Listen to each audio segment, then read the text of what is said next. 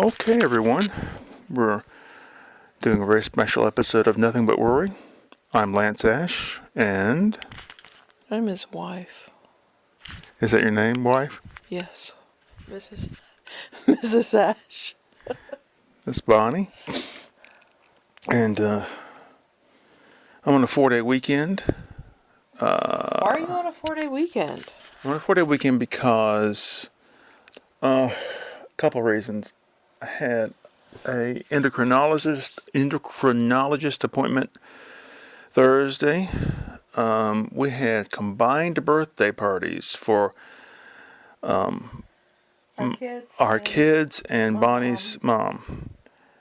And also, that was last night. We're going to go over that in a minute. And also, one of our son's birthday presents was we bought him, I don't want to tell you how much money we spent on these shelves that you install yourself. You screw them into the wall and all that. And we're supposed to put them up, and we started putting them up today, and we realized we'd bought the wrong brackets. Ran back to Lowe's. We bought these brackets over a week ago, and we went back to Lowe's to swap them out, and they didn't have the proper brackets. So this whole thing is on hold, and it's so frustrating when they lie to you on their website saying we have 21 in stock, and you go up there and they have 3 in stock. And they tell you, well, the other's supposed to be in the back. We'll dig through the boxes and give you a call. And you know they're not going to give you a goddamn call. So anyway, before we get it, we have one main topic we want to go over. But before we do that, let's go over some peripheral things. Let's start with the birthdays. Yes, the birthdays. 3 birthdays all in the same week. We had a big shindig last night. We were supposed to have 8 people over. We had 7 because Reed's partner is extremely sick right now. And so we all gathered around, and as usual, I went overboard with the food. Had 3 cakes and multiple sweets, multiple types of sandwich fixings. I don't know how many chips and dips, and nuts and pickles and sweets and treats, and 8, 9 different types of drinks, plus a bar, plus, it was endless. Yeah, it was basically finger food, and she had homemade pimento cheese, homemade egg salad. She had little rolls that you could make into sandwiches. She had all this different kind of cheese cut up.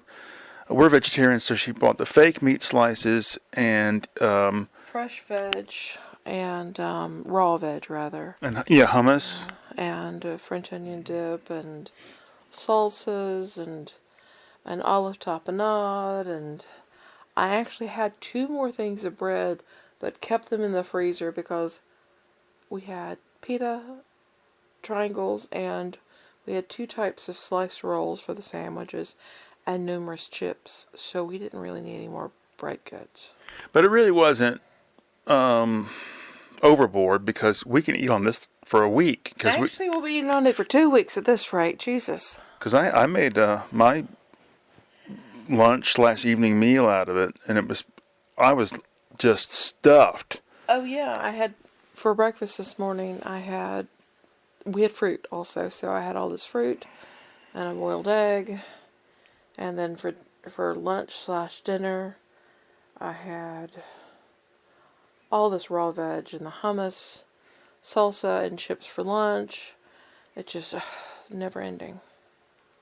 Yeah, it's nice. You got the plate with all the stuff on it, and then you can assemble your sandwich or whatever right there in front of yourself, and nibble and whatever you want. It's great. For the last several weeks, I've been making everything from scratch, and so there's this great relief on my part of just having to open up the fridge and pull out cold cuts and stuff. Mm-hmm.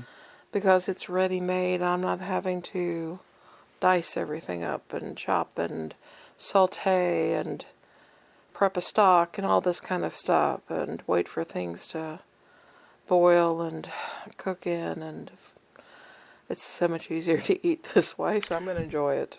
Yeah. So there was that.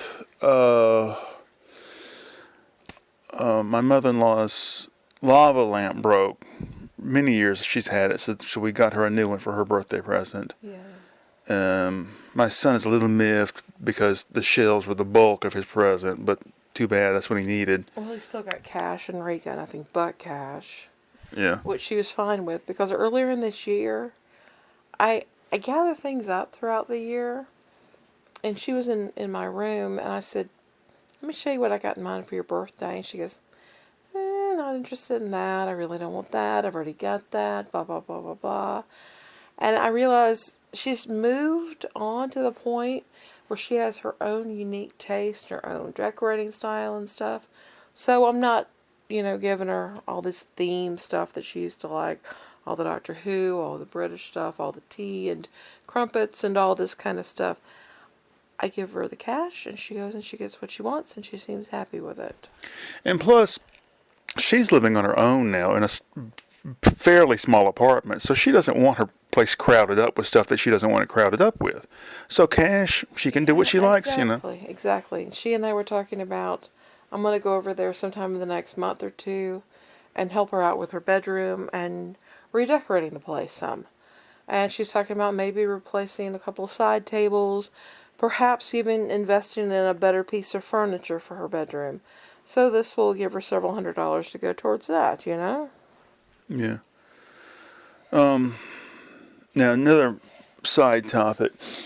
Last week, started my new schedule, going at 11 p.m., getting off at 7:30 in the morning.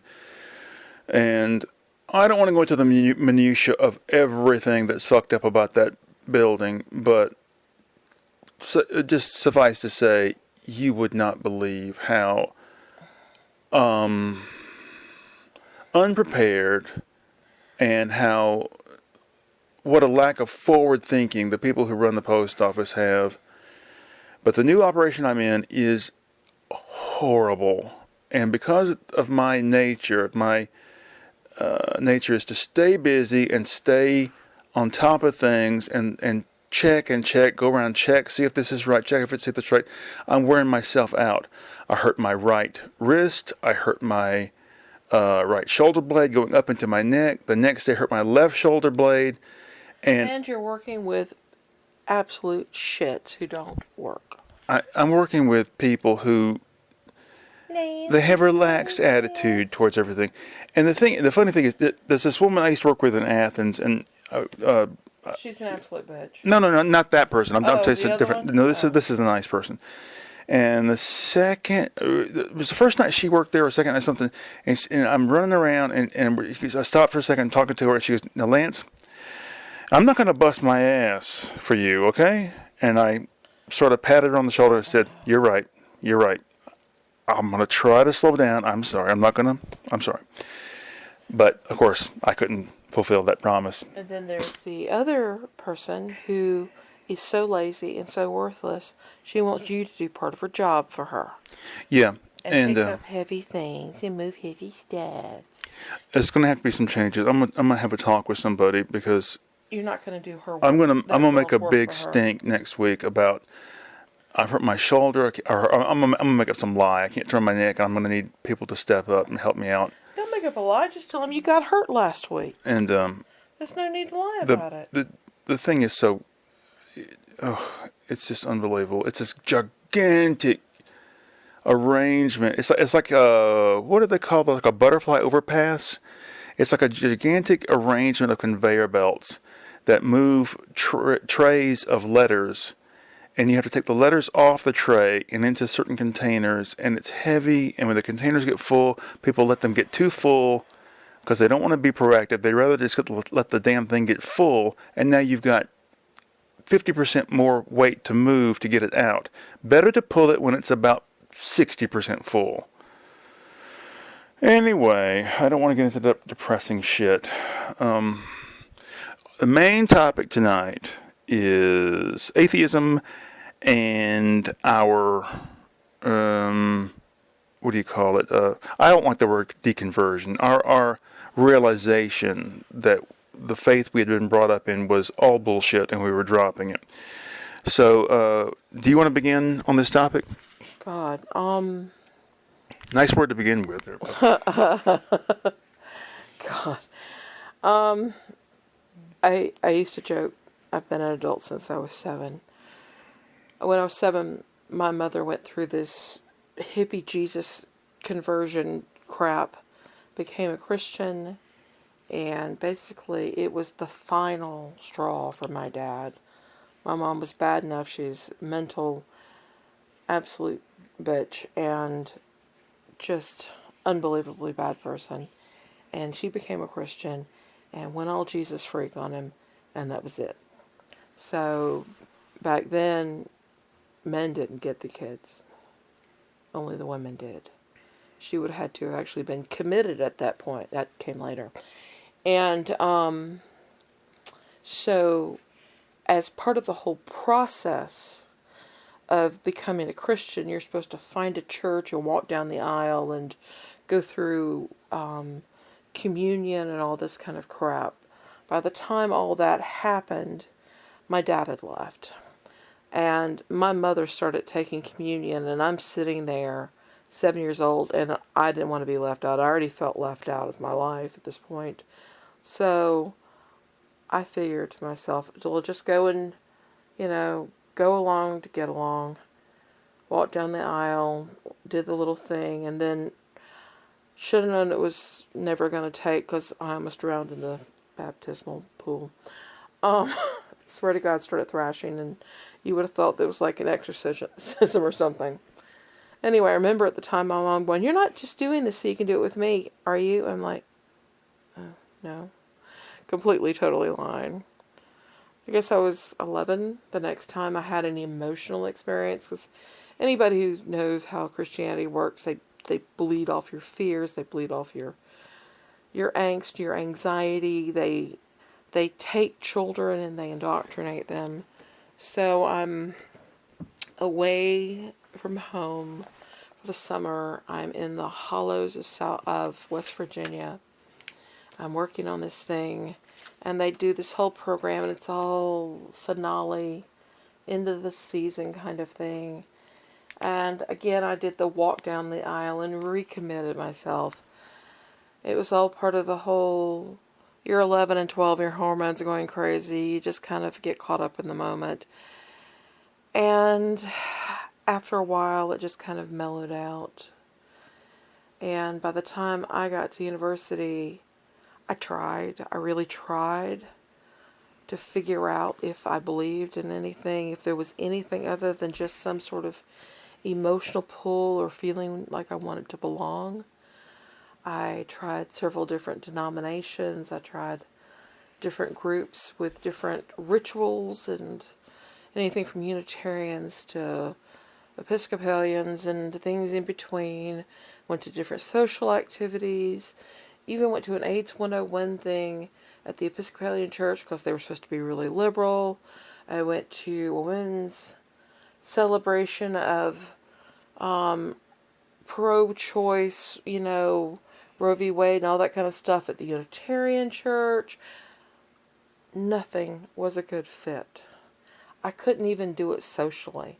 I couldn't bring myself to believe in something I didn't really have any belief in, but yet I'd been steeped in from the time I was 7 to about the age of 17 with the weekly church, and later on a couple of years at a crazy parochial school, right-wing fundamentalist school at that thought that the races should be separate because of the Tower of Babel. I mean, I saw the whole tangent, of, football Sunday to crazy people, rolling in the aisles.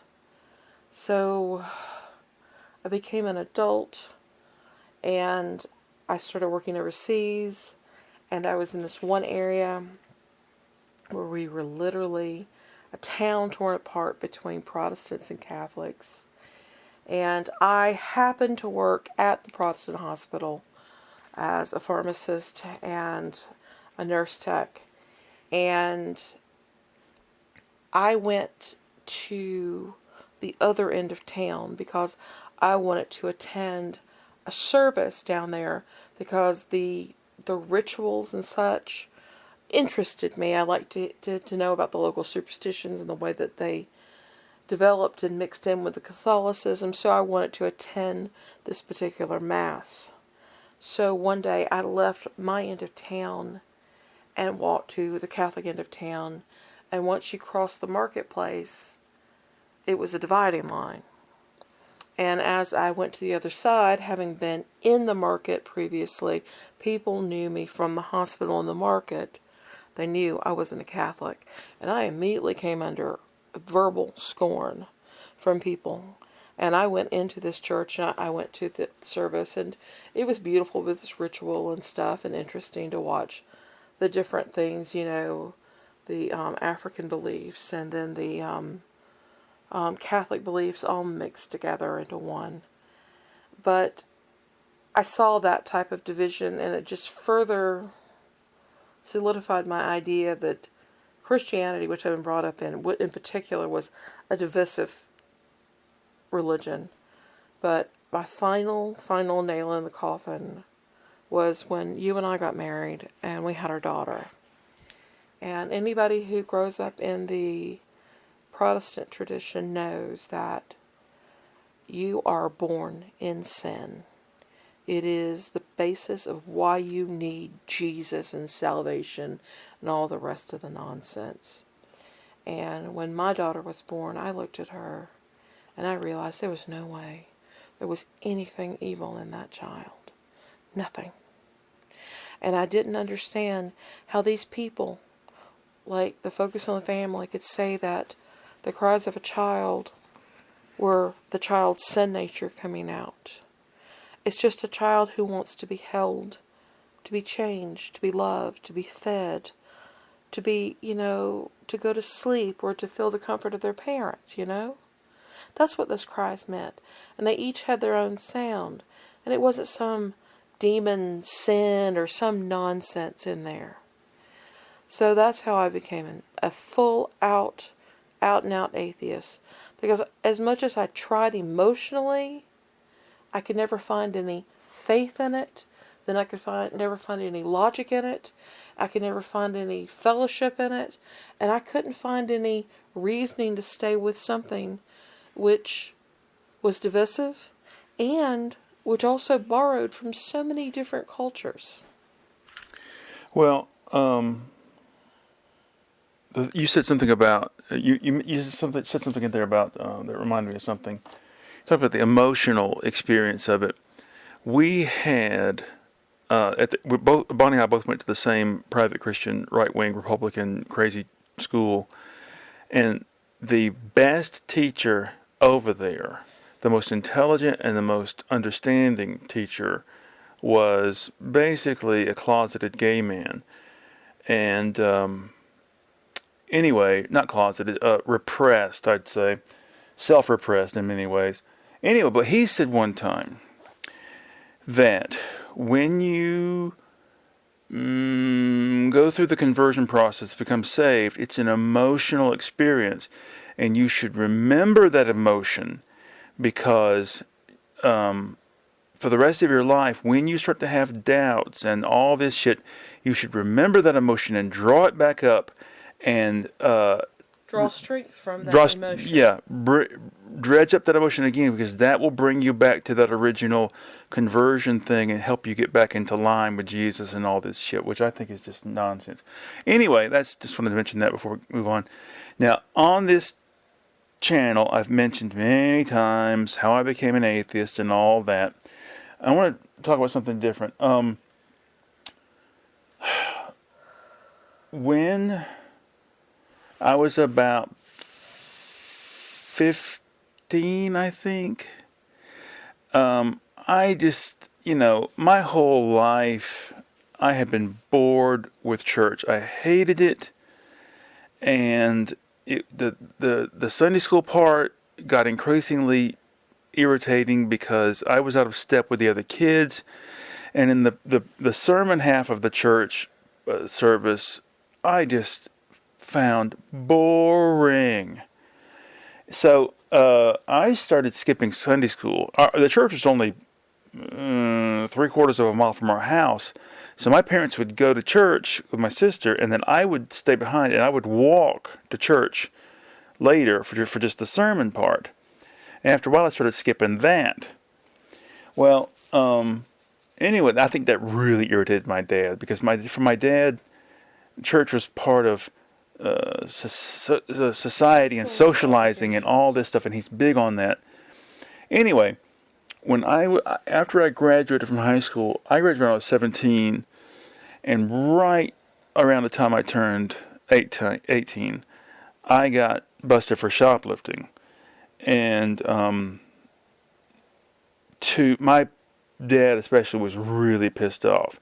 So to appease their anger, I started going to church again, but I decided I wouldn't go to their church. I would pick my own church. So I started going to this Holy Roller Church, and I became big friends with the pastor and all this kind of stuff. And about a year, hold on a second. What? You and I also were at that church overlap for a month or two. Yeah. For a couple of months there. Yeah, I remember seeing you there. But I had been there, let's say a year maybe. Yeah, probably. And I had surgery for this was the first pituitary gland tumor surgery I had. And the night before the surgery, I had church service, and I went, and they made these big predictions that because they believed in magic healing and all this shit, and they predicted that I wouldn't have to go through the surgery. There would be a last-minute check, and the tumor would have miraculously disappeared. And of course, that didn't happen. So, went to her church that night. The next morning, had the surgery, and I was in the hospital for a whole week. And when I got out, I went back to church. So I hadn't missed any services, right? I got back to church. I went to church that Sunday morning, and nobody said a word to me, as if my going through the surgery was an affront to their predictions and their belief. And basically, I stopped going after that. And it wasn't just because of that. It was also because I'd started dating this girl. It was more important for me to pursue her and keep a line on that. And I had a friend, Bonnie and I had this mutual friend that went to that church, and he was really into it. And so after I hadn't been to church in a couple of weeks, and he called me, and he said, why haven't you been going to church? And I said, well, the surgery, blah, blah, blah, blah, blah. And he said, but you were healed. I'm like, what are you talking about? The surgery, that was the healing. And I thought, what? God. That's not magic, and that's not miraculous. I had to go through pain and suffering and disfigurement and, all this shit. So that was it for me. What you said earlier about the emotions, having to draw upon the emotions, I think it's very interesting. Because the first aspects, the first levels of my having gone through religious conversion involved the emotions. And once I got to that point of maturity when I realized that I couldn't rely on the emotions, I tried to find something else. I think it's very telling that a lot of people have to rely on that emotion in order to keep with their belief system. But what does it say about their emotional development? Mm-hmm. Can you imagine if you had the same emotions as I did at 7 and 11 and again at 18? Even when I think about the emotions, the relationships that I've had with friends and lovers prior to our relationship as husband and wife, as best friends, the emotions that were associated with those previous relationships are gone. Mm-hmm. They're just a slight memory. I don't draw upon those emotions. What I draw upon now, as far as emotion is concerned, is that which is in the moment, that which exists for me now.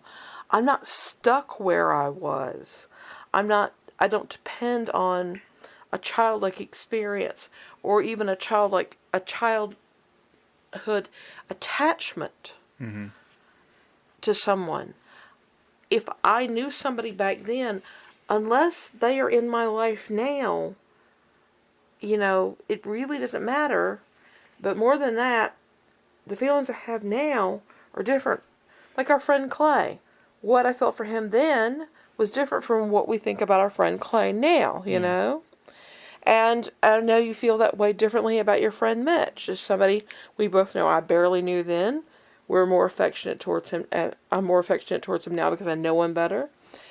It just seems to be a lack of maturity on people's part when they have to draw upon these old emotions, these old conversion experiences, and worse, these old feelings of guilt. Yeah, let me tell you two things about emotion. I didn't. I used to be when I was a little kid. I watched Mister Rogers a lot, and I didn't learn this at the time. It's from revisiting Mister Rogers over the years. I've learned one of the things that he really pushed was trying to teach children how to deal with their emotions.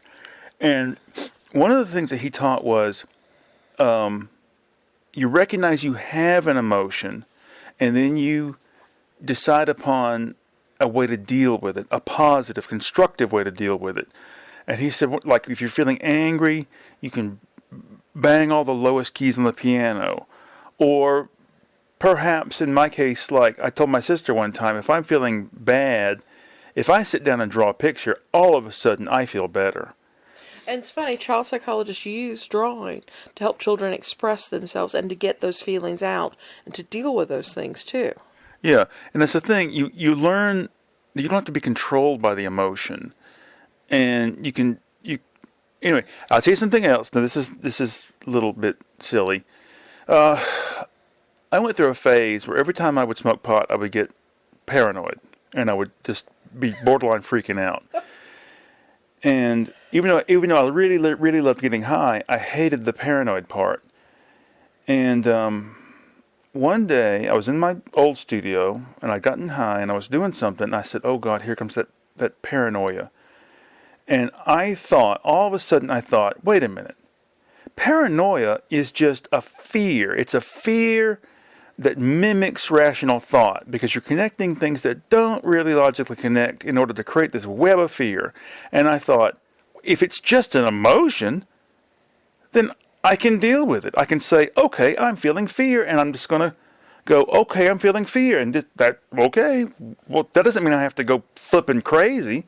And I never felt paranoid again after that. Bizarre. You can use emotion to counter other emotions. Like the time I thought that somebody was breaking in my window and I was terrified. I was a child. And I heard sounds outside of my window. And I was terrified and I didn't want to move. But then I realized I had to move because if I didn't, something bad was going to happen. So I had to make myself get angry in order to get over that fear and to go screaming out of my room. There were footsteps underneath the window, by the way, footprints. Yeah. And we think it was just one of the neighbor boys, you know? Yeah. Well, when I was 7, probably. Well, okay, I went to public school until I was 8. Oh, this book. Yeah. They used to have, at public school back in the 70s, they had the RIF program, Reading is Fundamental, where they would give kids books. And there was another similar one for older kids, where they had more like like young adult books. Anyway, so I sat with these two kids who were 2 years older than me on the bus, and one of them was a boy and one of them was a girl, and she had picked out this book about Bigfoot, because back in the 70s, ESP and the paranormal and UFOs and Bigfoot were big, And so I was so jealous of her having this book about Bigfoot that, like, when my turn came to pick out, I guess the next year or whatever, I picked out the same book. Now, I don't know what happened to my original copy, but a couple years ago I found that same book and I've got it. I'm rereading it right now. It's so stupid. But anyway, I remember when I was 7 or 8, we lived in this 3-story house, and my room was in the back, and it faced out over these woods, right? And I remember being in bed, reading that, and the window with the dark night and the trees right outside was right next to my face. And I remember sitting in bed reading and being absolutely terrified that if I turned my head, Bigfoot would be looking through the window at me. And I'll tell you another time, I don't know why I was home alone, but we sat in the kitchen. We had a dining table, but we also had a counter. And I was eating cereal at the counter with my back to the window, to the front window, and I stopped eating because I was terrified that aliens were looking through the window at me. And finally I had to slowly turn my head and look and go, Oh, there's nothing there, thank goodness. That kind of emotional turmoil, it seems you should grow out of it. Seems like a lot of people base a lot of their beliefs on this same sort of fear. Well, it's Even still to this day. I mean, religion and politics and other things like that. well, it's still in me today in different ways. Like, same at work, and I've had some sort of interaction of whatever kind. It could be happy, it could be mean, it could be sad, it could be embarrassing. It doesn't matter. I've had some kind of interaction with somebody or some two people, and when after it's over, I think about it for 24 hours until I've met them again and seen if Well, don't you think it you has to know. do more with embarrassment? It has Specifically? it has to do with a lot of stuff, like fear that there will be repercussions.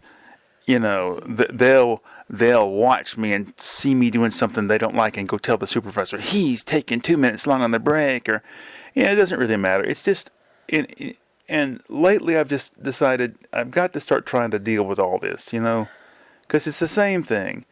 If you deal with the emotion, get that out of the way first, then you can deal with the practical stuff. you know.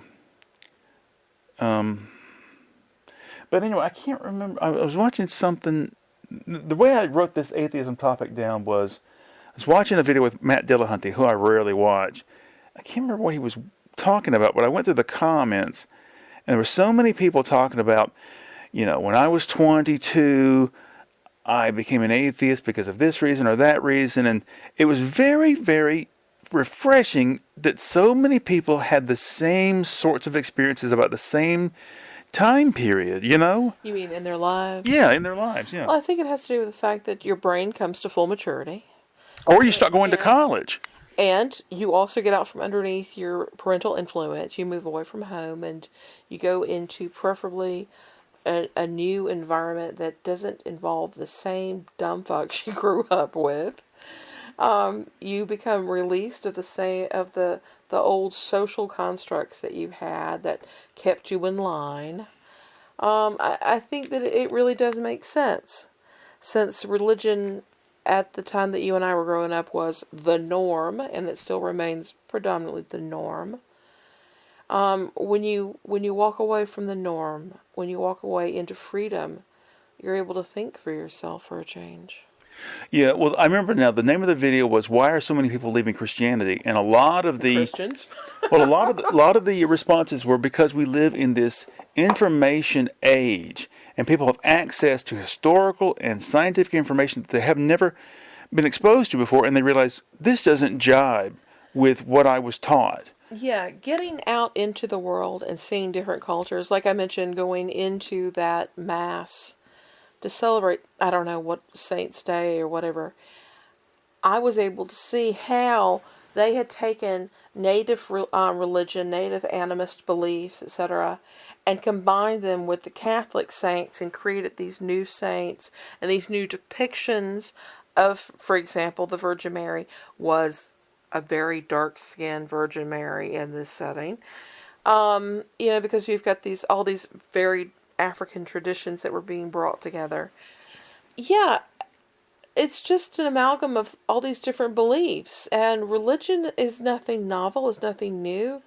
Crucifixion and virgin birth, a lot of these things are borrowing from anything from the Mithric Greek tradition to the Egyptian Isis, and it's all borrowed, and it's ever changing. Isn't it interesting that there's like an African there's an African amalgam of Catholic and Native beliefs, and there's a Central American amalgam of Catholicism and Native beliefs. There's even sort of an American amalgam where they loosen it up, and we don't use Latin anymore. In Ireland too. Yeah.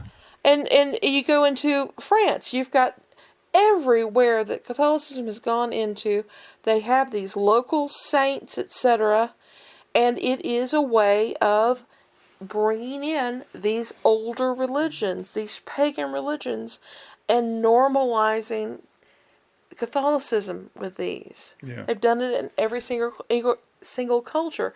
That's the way religion survives. It adapts. It changes. Yeah. It borrows. It steals. it lies about its origins. All right, we have gone way over the time limit, so we're going to wrap it up. Anything else to say real quick? I think we've said enough. All right. Oh, there is one last thing. If someone were to comment on this video with some sort of religious mumbo-jumbo, They won't. know that the religious mumbo-jumbo only works on those who are superstitious. Yeah, don't threaten Take us a with breath. hellfire based on some verse in the book that we don't believe in the first place. Yeah, so, or else we'll send the aliens and Bigfoot to come get you. all right, very good note to end on. All right, see you later. Bye bye. No can what? No can what? I thought you said something else. I don't know. All right, see you later. Bye bye.